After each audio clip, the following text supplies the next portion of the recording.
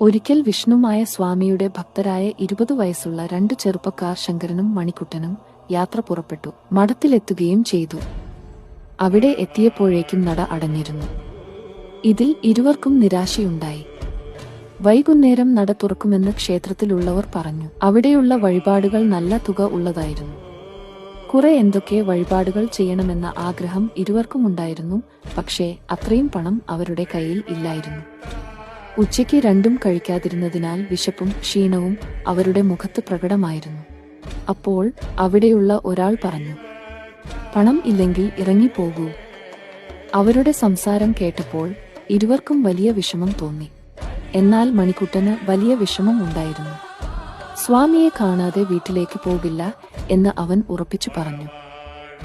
ഇരുവരും ഒരു ദിവസം കഴിയാനുള്ള വസ്ത്രവുമൊക്കെ എടുത്തു വന്നതുകൊണ്ട് അവർക്ക് കുറച്ചു സമയം കഴിയാൻ പറ്റിയേക്കുമോ എന്നുള്ളതിനെക്കുറിച്ച് ആലോചിച്ചു.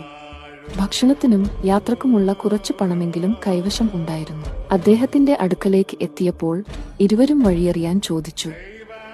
അദ്ദേഹം അവരുടെ മുഖത്ത് ദുഃഖം കണ്ടതോടെ കാര്യം അന്വേഷിച്ചു. അവർ നടന്നത് പറഞ്ഞപ്പോൾ അദ്ദേഹം ചിരിച്ചുകൊണ്ട് പറഞ്ഞു, "എല്ലാവരും ഒരേപോലെ അല്ല മക്കളെ.